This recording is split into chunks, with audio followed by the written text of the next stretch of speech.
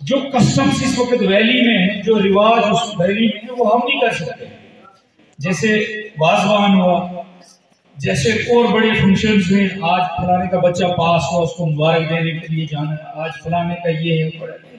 एक तरह के आउटडेटेड कस्टम्स हैं, हम वो अफोर्ड्स नहीं कर सकते। मकसद ये है, मैं आपने उससे हट जाऊंगा,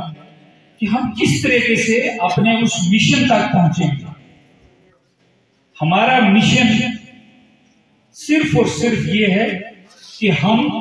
तालीमी तौर से किस तरीके से सिक्योर हो जाए। हमारा मिशन सिर्फ और सिर्फ ये जो बच्चे मेरे सामने हैं, इनको किस तरीके से, इनके अंदर जो एहसास कमतरी है उसको कैसे खत्म किया जाए। हमारा मिशन जो कल की हमारी ये लेडी डॉक्टर हैं, जो कल की हमारी बच्चियां बेहतरीन एक प्लेटफॉर्म हमें दे सकती हैं, उनके जहनों से एहसास कमतरी को किस तरह खत्म किया जाए। हमारा मकसद इदारे के सरबरा principal government high secondary school lauryl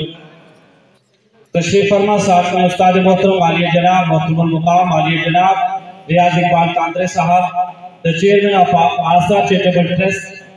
और यहाँ मंच पे मौजूद सफ़े अव्वल से लेकर सफ़े आखिर तक जितने भी यहाँ उस्ताद-ए कराम हैं, प्यारे बच्चों, मेरे लिए तमाम सारे काबिल इज़्ज़त एहतराम हैं। अगर डाइस पे मौजूद उस्ताद-ए कराम का नाम लूं, दामने वक्त में गुंजाइश नहीं है। और दूसरी बात यह कि आज के इस प्रोग्राम के हवाले से हमें मालूम नहीं था, हमारी क्लस्टर लेवल की मीटिंग थी, उसमें आए थे, लेकिन जब ही हमने गेट यहाँ पर पास किया, तो जब ये प्रोग्राम देखा तो दिल बाग बाग हो गया। तो दिल चाहता है कि आज के इस प्रोग्राम के हवाले से बहुत कुछ कहें, लेकिन स्टेज सेक्रेटरी साहब का हुक्म सिर्फ 1 और 1.5 मिनट के लिए है। मैं सिर्फ इतना ही अर्ज करूंगा कि कबल महीना या 1.5 महीना कबल जो आशा चैरिटेबल ट्रस्ट का यहाँ एक बहुत बड़ा प्रोग्राम हुआ था, जिस वक्त इनकाद हुआ था, उस वक्त भी बंदा नाचीज उसमें शामिल था। इस आशा चैरिटेबल ट्रस्ट के हवाले से जो इनके एम्स और ऑब्जेक्टिव थे, वो क्लियर और साफ ये था कि पहला प्रोजेक्ट जो है एजुकेशन डिपार्टमेंट को है, दूसरा है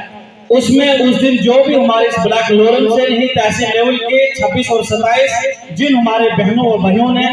बड़ी अच्छी अचीवमेंट हासिल की थी, उनमें उन्हें इनामात और एक सर्टिफिकेट दिया गया था। और वो बच्चे छुपे थे, वो भाई जिन्होंने बहुत बड़ी अचीवमेंट ली थी, वो हमारी नजरों से गायब थे, लेकिन उसका मकसद जब हमारे चेयरमैन साहब ने उन्हें एक सर्टिफिकेट दिया तो मंच पे मौजूद और तमाम लोगों के सामने आया हो गया कि फलाने बच्चे ने हमारी ये कारकर्दगी की है, जो हमारे लिए एक इंस्पिरेशन, एक रोल मॉडल का काम करते थे। मैं समझता हूँ आशा चैरिटेबल ट्रस्ट हमारे लिए